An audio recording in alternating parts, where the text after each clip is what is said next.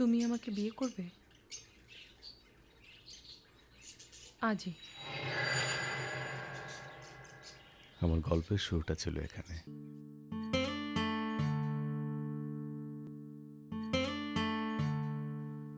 নীরার সঙ্গে আমার গল্পের শেষটা ছিল হয়তো এখানে। The end. Are you sure?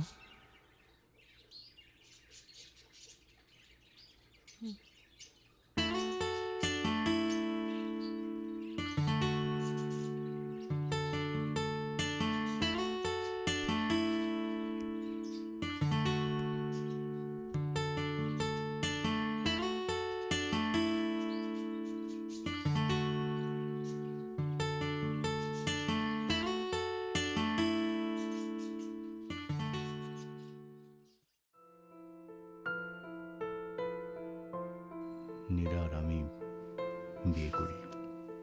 আমি জানতাম শাহেদের সঙ্গে নীরা একটা রিলেশনশিপে ছিল, কিন্তু সেখানে কি সমস্যা হয়েছে না হয়েছে তার কিছু আমি জানতে চাইনি। সো নীরা যখন বিয়ের কথা বলে আমাকে, তখন আর কিছুই ভাবিনি আমি। Do you love me? Yes, I do. Prove ইট।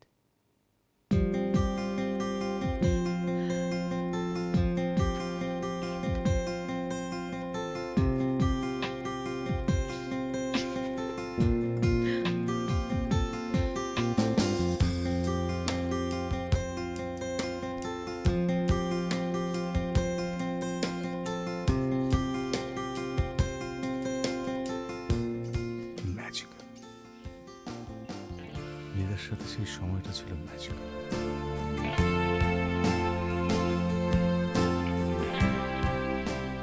একটু একটু করে আবিষ্কার করি আমার নীরার পছন্দ অপছন্দের খুবই মিল।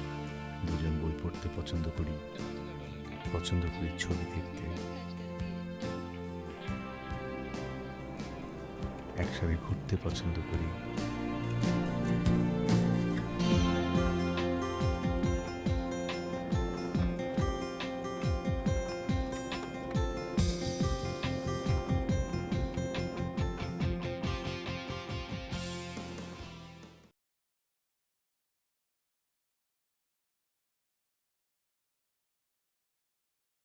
নীরাকে ভুলে গিয়েছিলাম বা তার কথা মনে পড়তো না এমন না, কিন্তু এতটুকু মেনে নিয়েছিলাম তার সাথে জীবনে যতটুকু সময় ছিল সেটা আমি পার করে এসেছি। নীরা অধ্যায় শেষ।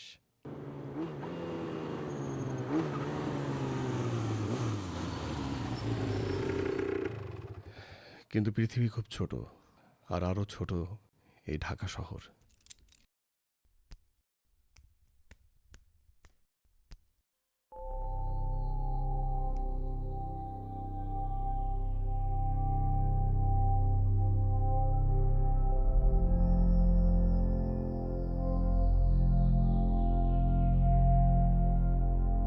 কেমন আছো? নীরা ভালো আছে দেখে ভালো লাগছে। এন্ড অফ দ্য ডে মানুষের ভালো থাকা নিয়ে কথা। সত্যি কথা হচ্ছে, নীরা ভালো আছে দেখে আমার ভালো লাগেনি। ডিপ ডাউন কোথায় হয়তো আমি চাচ্ছিলাম নীরার চোখে বিষাদ দেখতে। শাহেদকে দেখে কি মন খারাপ হয়েছে?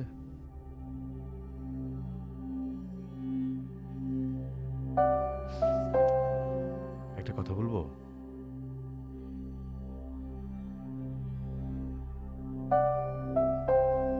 একটু এদিক ঘুরবে?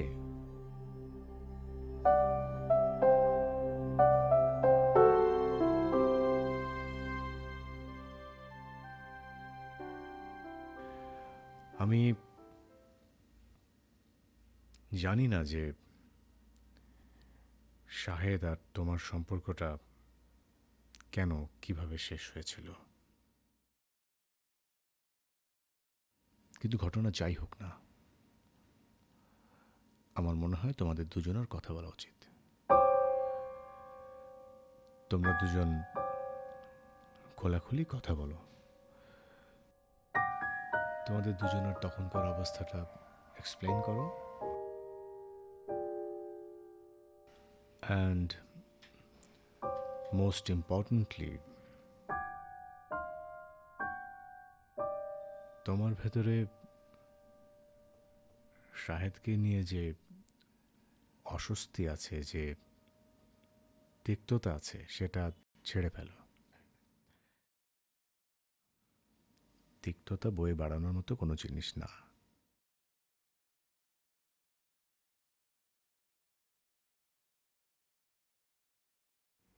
একটা সম্পর্কের তিক্ততার ছায়া আরেকটা সম্পর্কের উপরেও পড়ে।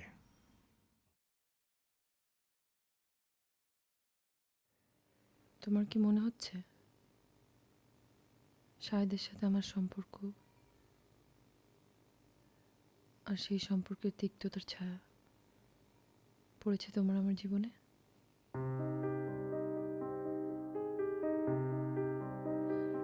এই প্রশ্নের উত্তর আমি জানি না। এই প্রশ্নের উত্তর শুধু তোমার কাছেই আছে।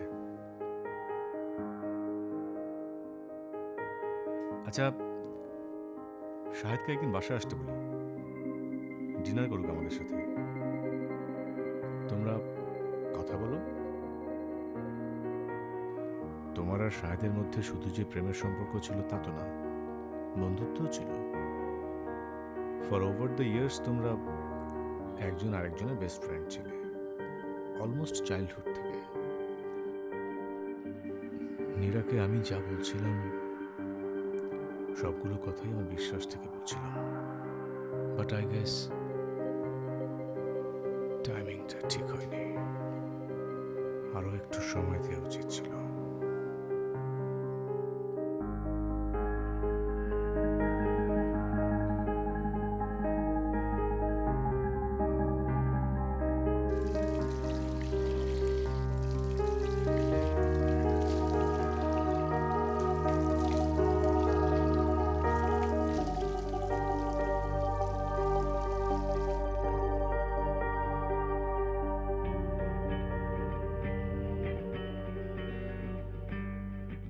নীরা এবং আজাদ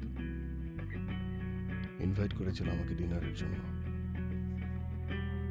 কিন্তু আসাটা উচিত হয়নি আমার। ভয়াবহ অনুচিত কিছু একটা করতে মন চাচ্ছিল।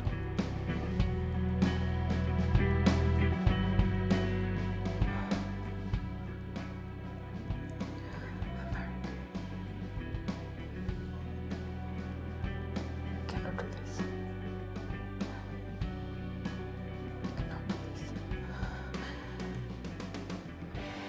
Cannot do this. No.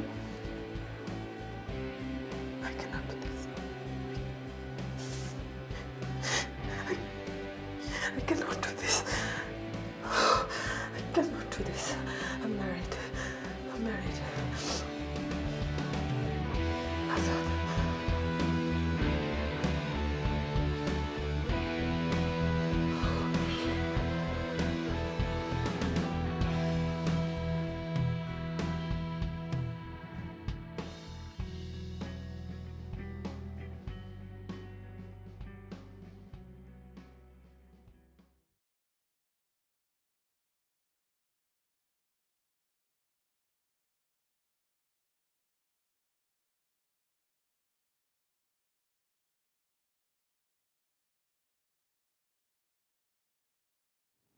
Do you love me?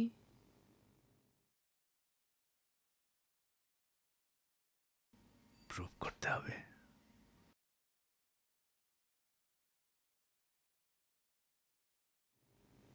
I do believe you.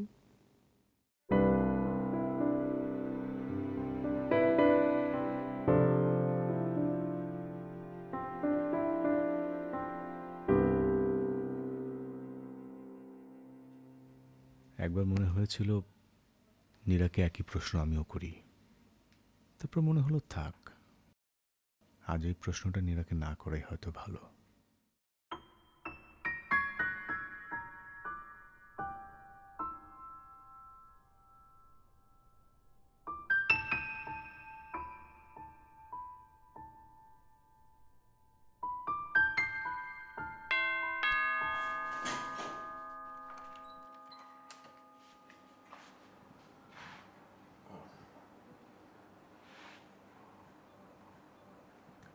কেমন আছো? ভালো। সরি, আসলে ওই গতকাল এখান থেকে যাওয়ার পর আমি আমার মোবাইলটা খুঁজে পাচ্ছি না। মানে মানে হয়তো বা এখানে ভুল করে রেখে রেখে গিয়েছি। তুমি বসো, আমি বুয়াকে জিজ্ঞেস করে দেখছি সে তোমার মোবাইলটা পেয়েছে কিনা সকালে কাজ করার সময়।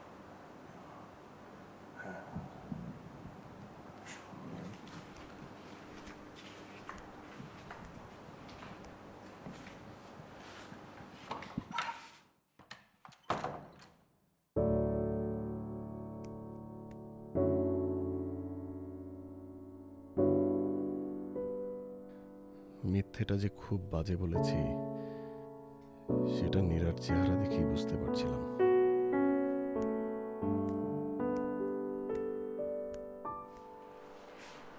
বুয়া পাইনি। ও, আমি তাহলে হয়তো বা অন্য কোথাও হোয়াটএভার, আমি যাই। এক কাপ চা খেয়ে যাও। এক গ্লাস ঠান্ডা পানি।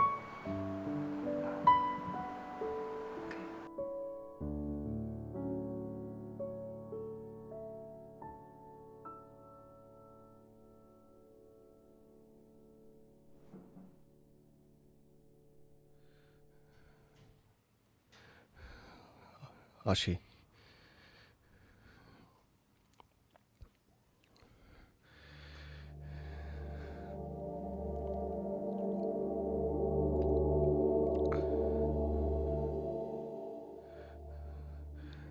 সরি। কেন?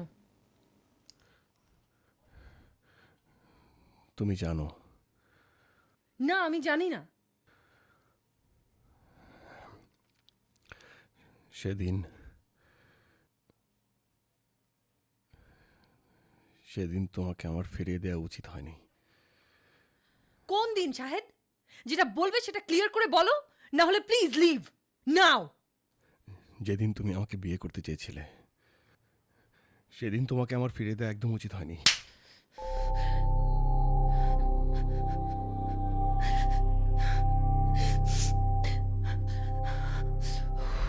I'm sorry.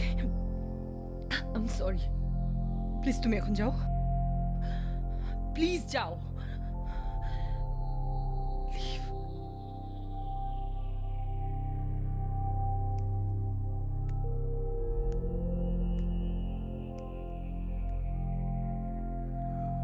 আমার বারবার মনে হচ্ছিল নীরা হয়তো আরো কিছু বলবে,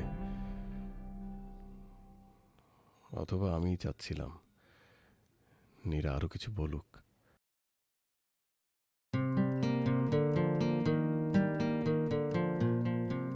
সেদিনের পর থেকে সবকিছু বদলে গিয়েছিল, সব আবার আগের মতো।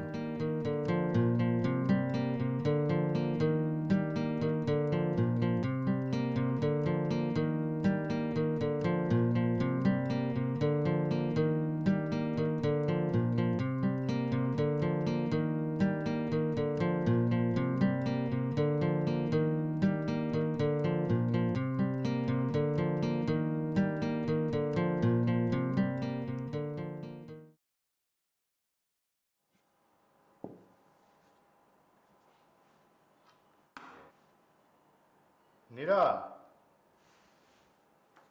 নীরা, নীরা, খাবে না? খিদে নেই, তুমি খেয়ে নাও। আমি বুঝতে পারছিলাম সব বদলে যাচ্ছে, খুব দ্রুত বদলে যাচ্ছে। শুধু বুঝতে পারছিলাম না আমার কি করণীয়। দু একবার মনে হয়েছিল শুধু দর্শকের ভূমিকা পালন না করে নীরার সাথে কথা বলি, সে কি চায় না চায় তা নিয়ে, কিন্তু ভদ্রতার দেয়ালটা ভাঙতে পারছিলাম না।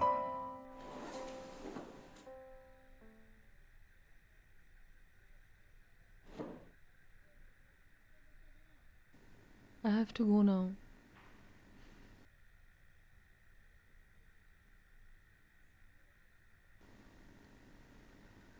আমার ভয় লাগছে শাহেদ,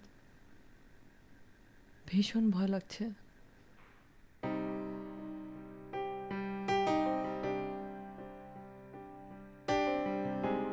We were desperate.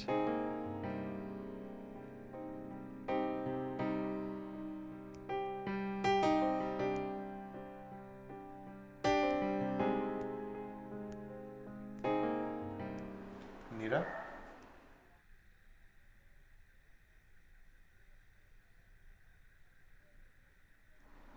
আজও ওই ঘরে ঘুমাবে?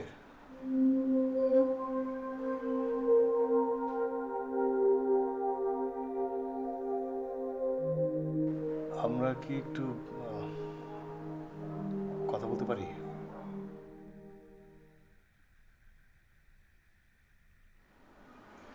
কাল বলি, আজকে ভীষণ মাথা ধরেছে। তুমি যদি আমাকে কিছু বলতে চাও বলতে পারো।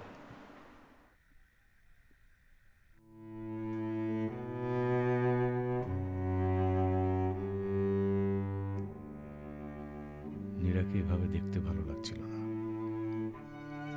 মনে হচ্ছিল এর চেয়ে ভালো সরাসরি গিয়ে বলি, নীরা, ছোট্ট একটা জীবন, সেটা যেইভাবে ভালো লাগে সেইভাবে যাপন করো। বিয়েটা একটা কন্ট্রাকচুয়াল সম্পর্ক, স্পেশালি আমাদের বিয়েটা। এই কন্ট্রাক্টটা যখন ইচ্ছে শেষ করে মুক্তি পেতে পারো তুমি। বলা হয়নি, কথাগুলো আর বলা হয়নি।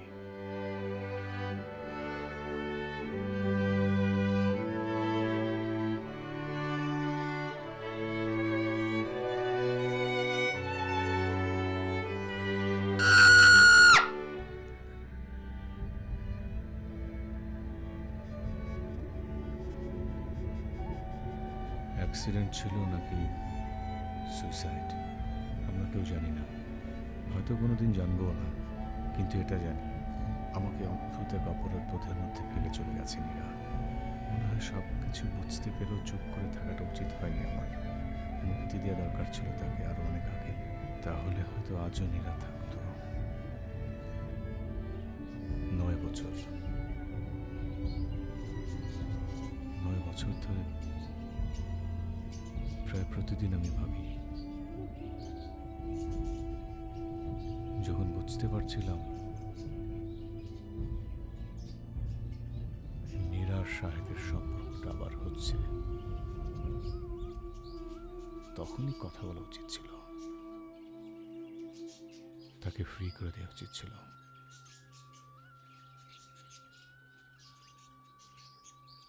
একটা কথা বলতে চাই, যদি আপনি কিছু মনে না করেন।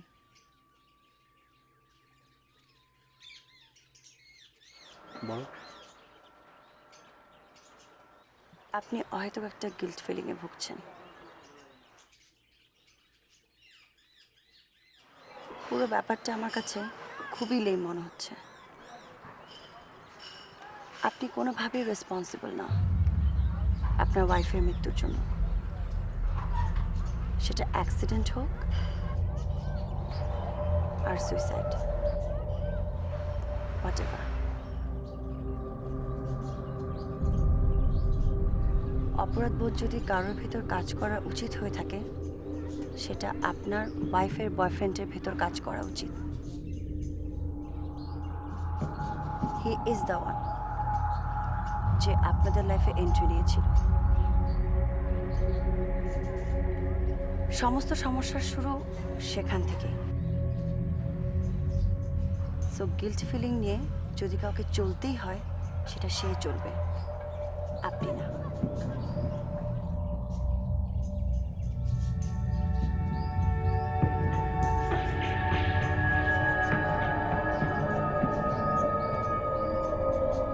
তুমি কথাগুলো যেভাবে বললে সেভাবে বলা সহজ, বাট রিয়েলিটি ডিফারেন্ট।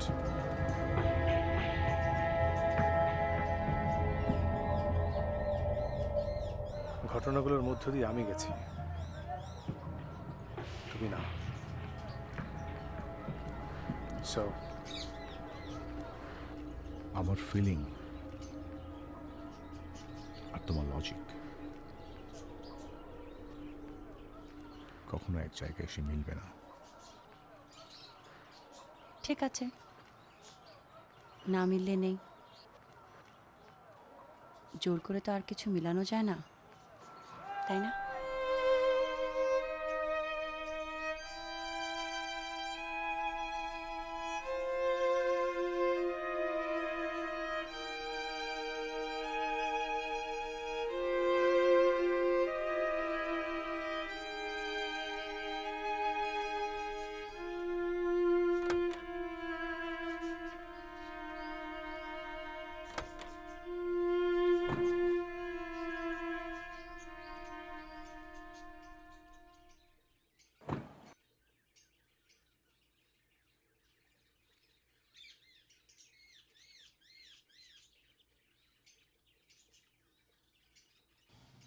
আপনার ওয়াইফের সেই বয়ফ্রেন্ডটা কেমন আছে?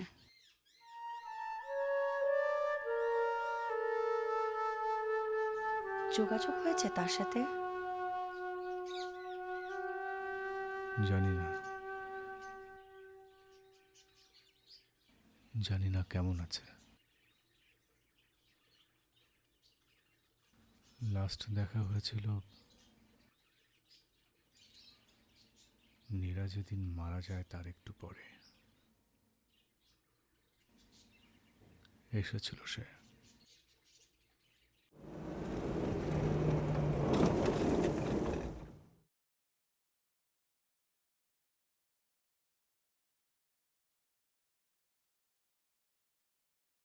I want to marry you.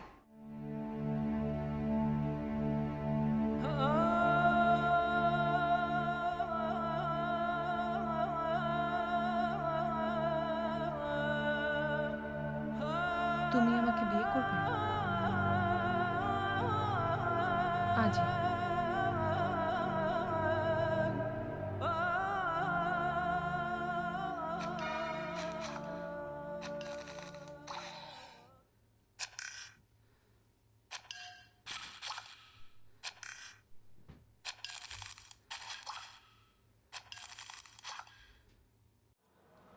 শুনেছিলাম আপনি আর্লি রাইজার। এখন বাজে 12:30। 2 ঘন্টা যাবৎ বসে আছি, বোর হয়ে গেম খেলা শুরু করলাম। ভাবছিলাম, আচ্ছা খেলার শব্দ আপনার ঘুম ভাঙেনি তো?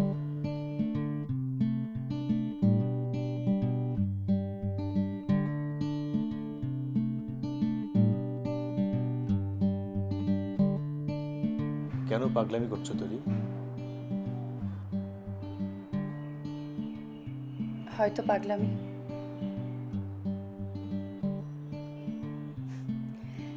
এর আগে আপনি এমন একজনকে বিয়ে করেছিলেন যাকে আপনি ভালোবাসতেন, সে আপনাকে ভালোবাসতো না। এবার না হয় উল্টো হলো। বুঝতে পারছিলাম না কি করব। এমন নয় যে তরিকে আমি অপছন্দ করি, কিন্তু দ্বিতীয়বার বিয়ে, ফিলিংটা খুবই অকওয়ার্ড। তরির আর আমার বিয়ে হয়েছে প্রায় সপ্তাহখানেক হয়ে গেছে। এখনো বুঝতে পারছি না ব্যাপারটা ভালো হলো না মন্দ। তোমার কি শরীর খারাপ লাগছে? না, জাস্ট স্টার্ট লাগছে। আচ্ছা, এরকম আর কটা দাওয়াতে যেতে হবে আমাদের? আর বেশি না, মাত্র 3-4টা। বিয়ের পর 1 সপ্তাহে আজ ছিল 6 নম্বর দাওয়াত। Quite hectic.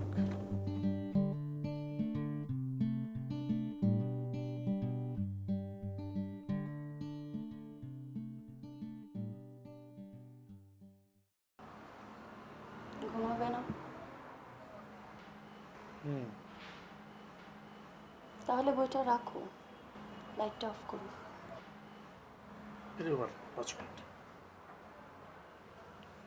Do you love me?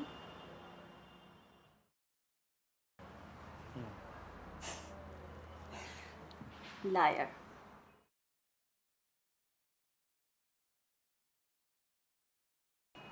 মিথ্যাটা মন্দ লাগছে না, শুধু আর একটু কনভিন্সিং ওয়েতে বললে ভালো হতো। আমি জানি আজাদ আমার সঙ্গে নতুন করে একটা জীবন শুরু করার চেষ্টা করছিল, পেছনে সব কিছু ফেলে রেখে। কিন্তু সেই চেষ্টাটা বড়ই বেশি বোঝা যাচ্ছিল, স্বতঃস্ফূর্ত না। কোথাও গিয়ে আমাদের মাঝে নীরার উপস্থিতি খুব প্রকট ছিল। কখনো কখনো আজাদ আমাকে তার সাথে কম্পেয়ার করত, আবার কখনো কখনো তার চিন্তায় জোর করে দূরে সরিয়ে রাখত।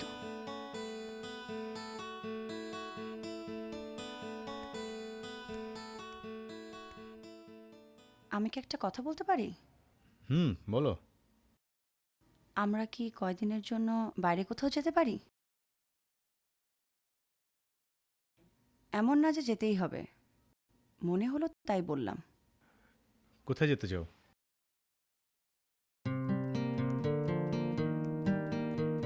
আমার কোনো পছন্দ অপছন্দ নেই, তুমি যেখানে নিয়ে যাবে সেখানেই যাব। তুমি বলো। মরিশিয়াস।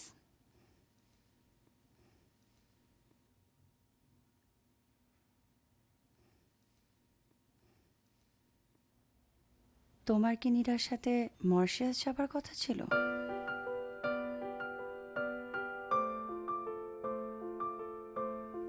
শুধু মরিশিয়াস নাকি আরো কোথাও যাবার ইচ্ছে ছিল? নীরার খুব ইচ্ছে ছিল পুরো একটা ইউরোপ ট্রিপের। সো এই জায়গাগুলো তুমি পারতপক্ষে যেতে চাও না, মানে অ্যাভয়েড করো, এই তো? এক মিনিট আজাদ।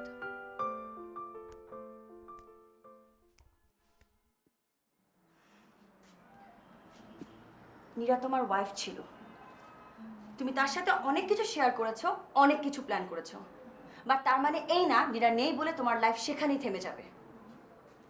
তোমরা যেসব জায়গায় যাওয়ার প্ল্যান করেছো বা গিয়েছো সেসব জায়গায় যাওয়া যাবে না। তুমি ওকে ভালোবেসে আদর করেছো বলে আমাকে ভালোবেসে আদর করতে পারবে না, এটা তো হয় না আজাদ, তাই না? আর যদি এমনই হয় তাহলে বলবো তুমি আর নীরা একসাথে বসে ভাত খেতে, তাই তুমি আমার সাথে একসাথে বসে ভাত খেতেও পারবে না, তাই কি?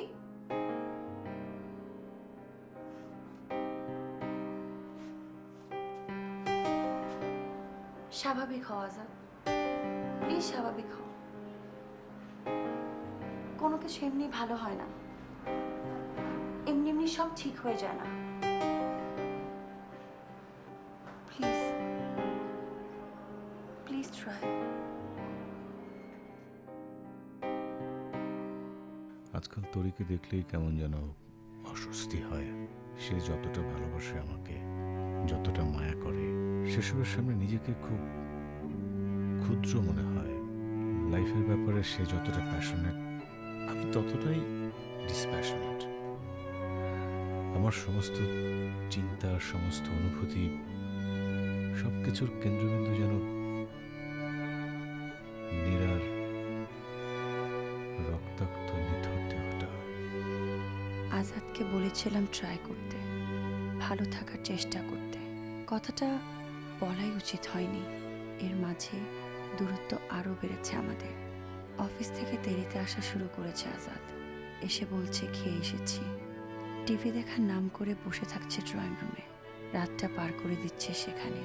সকালে যখন ডেকে তুলি তাকে, তখন অবাক হবার ভান করে বলে, টিভি দেখতে দেখতে কখন যে ঘুমিয়ে পড়েছি টেরই পাইনি। একটা মানুষ প্রতিদিন ড্রয়িং রুমে বসে টিভি দেখতে দেখতে ঘুমিয়ে পড়ছে, কিন্তু টেরই পাচ্ছে না। কি অদ্ভুত!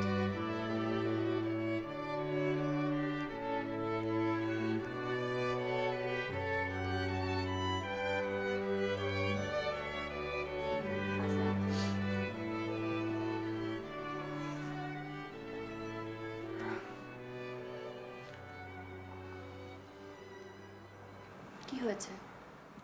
দুঃস্বপ্ন দেখছিলে?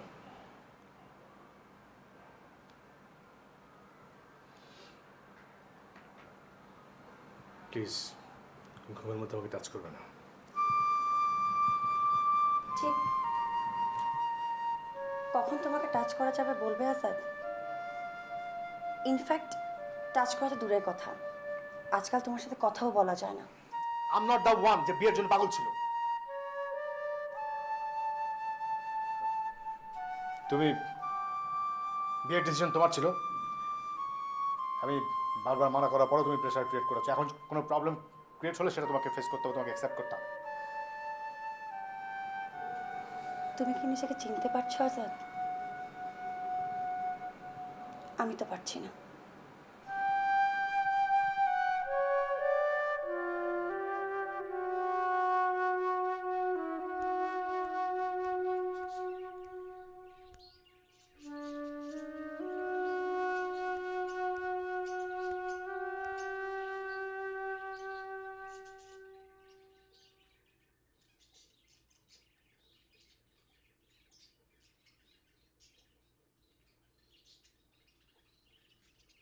আমার মনে হচ্ছে তুমি ভয়ানক কিছু একটা বলতে যাচ্ছ, তাই এত দীর্ঘ নীরবতা। শোনো, এত সাসপেন্স না ভালো লাগে না, যা বলার বলে ফেলো।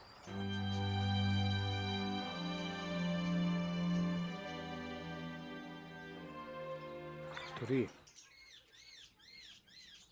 আমার মনে হয় কি, কি মনে হয় তোমার? আমাদের ডিভোর্স নিয়ে নেওয়া উচিত?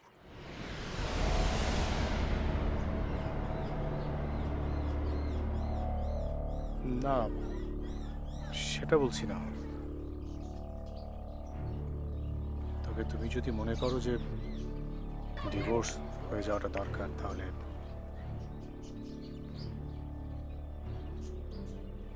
তবে আমি শুধু এই মুহূর্তে ভাবছিলাম আপাতত কিছুদিনের জন্য আলাদা থাকার কথা, এক ধরনের সেপারেশন। সেপারেশন আপাতত ভালো। হ্যাঁ আজাদ, তোমার কথা মতো আমরা সেপারেশনে যেতেই পারি, কিন্তু তুমি কি আমাকে বলতে পারবে এই সেপারেশনটা কয়দিনের? Any idea?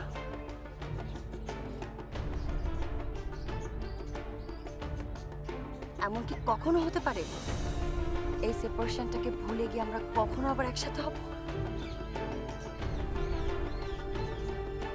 নাকি এটাকে ধরে নিব আমি আমাদের ফার্স্ট স্টেপ, এরপর শুধু দূরত্ব বাড়বে আর বাড়বে? থামবে? প্রথমে আমি যেটা বলেছিলাম সেখানে, ডিভোর্স। তোরি, প্লিজ আজাদ, আর কিছু বলার চেষ্টাও করো না, কোনো কিছু এক্সপ্লেন করতেও যেও না। এখন শুধু এতটুকু বলো, আমি কি এখান থেকে মার ওখানে চলে যাব, নাকি বাসায় গিয়ে কিছু জিনিসপত্র নিয়ে যেতে পারি? কোনটা?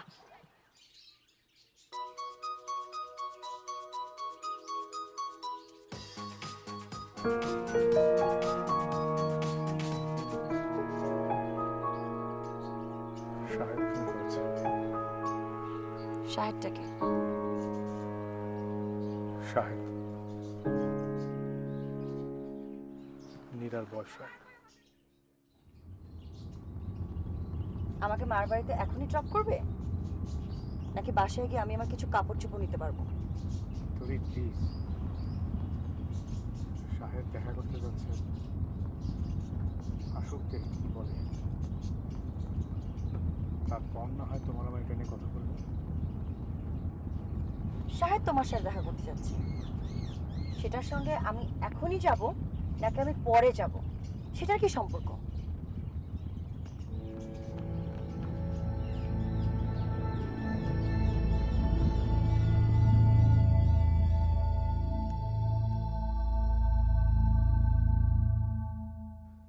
আসসালামু আলাইকুম। আমি আজাদ ভাইয়ের সঙ্গে একটু দেখা করতে যাচ্ছিলাম। আমার নাম শাহেদ, ওনার সঙ্গে আমার ফোনে কথা হয়েছে।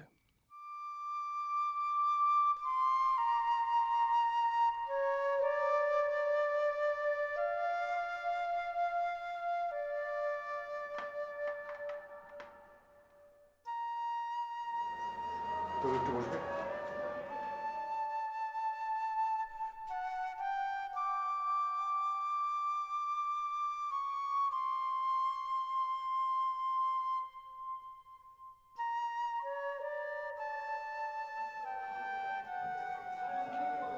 শাহেদ, এবার বলো,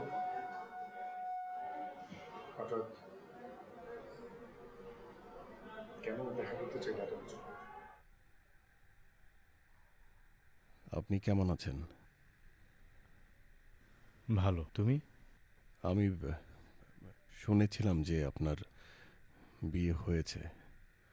তখন ভেবেছিলাম যে আপনার সঙ্গে একবার এসে দেখা করে যাব। হ্যাঁ, তুমিও সম্ভবত বিয়ে করেছো অনেক আগেই। জি, 8 বছর হয়ে গেছে। ছেলে মেয়ে?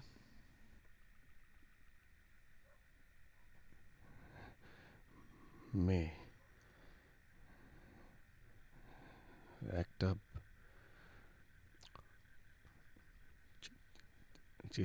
ছিল। ছিল? ছিল মানে?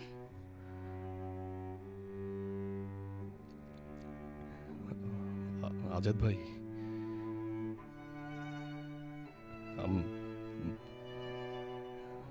I'm sorry.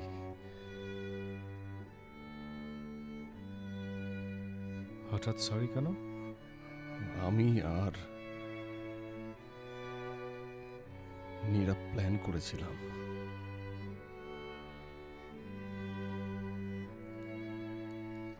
মানে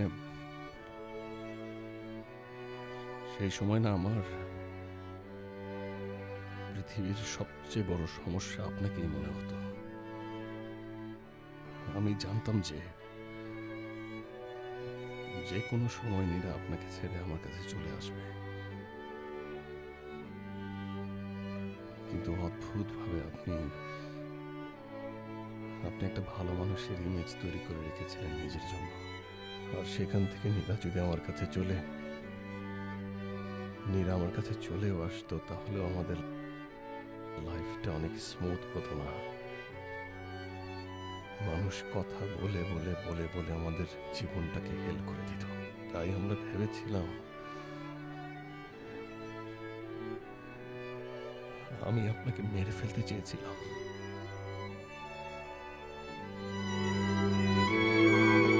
কোনো কারণ নেই। It will look like an accident. কেউ কোনো কিছু বুঝতে পারবে।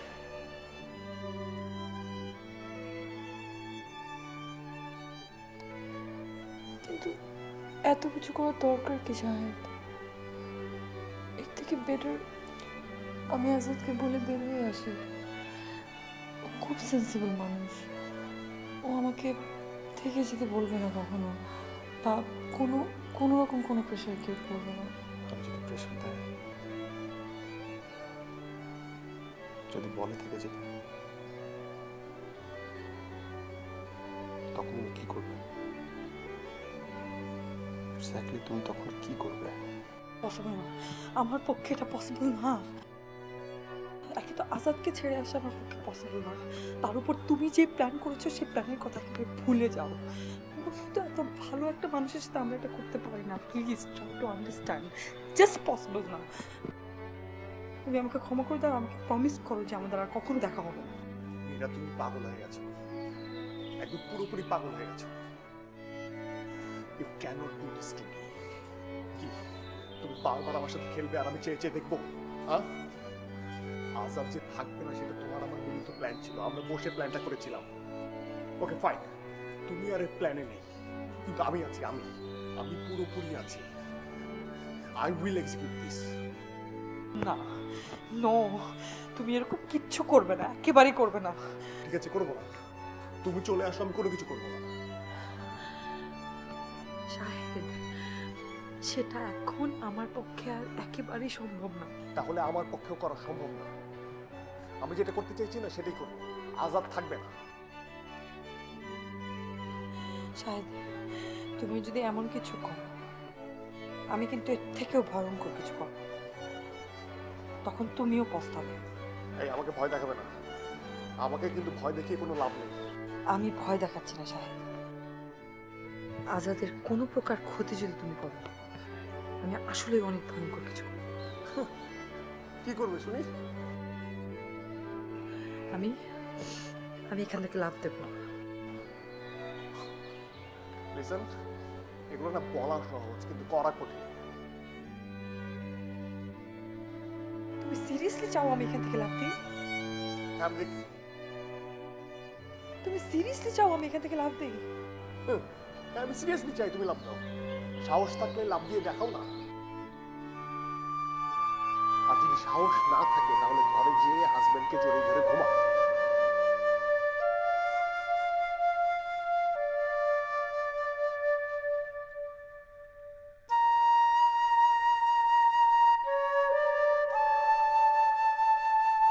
আপনি কি পাগল?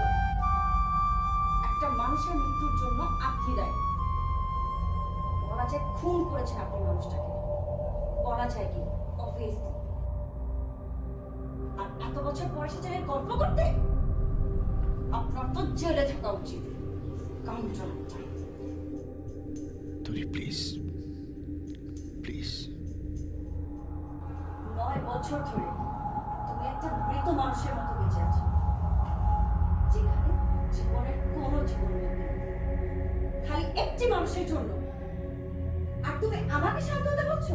তুই প্লিজ প্লিজ। হঠাৎ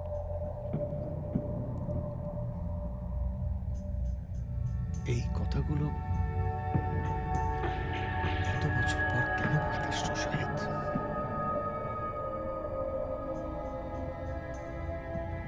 তুমি এবার যেতে পারো প্লিজ। আমার একটা মেয়ে ছিল, একটাই মেয়ে। 6 দিন আগে বারান্দায় খেলতে যেয়ে পড়ে যায় সে।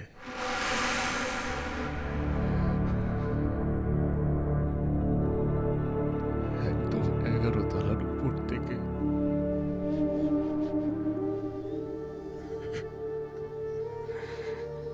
নিচে রাস্তায় আমার এতটুকু মেয়ে কিছুদিন আগে ওর জন্মদিন ছিল। 5 বছর হয়েছিল। 5 বছরের একটা মেয়ে এভাবে মরবে কেন?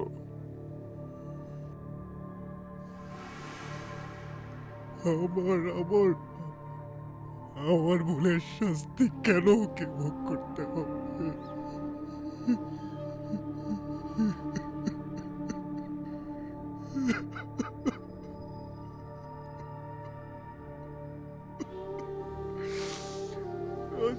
খাই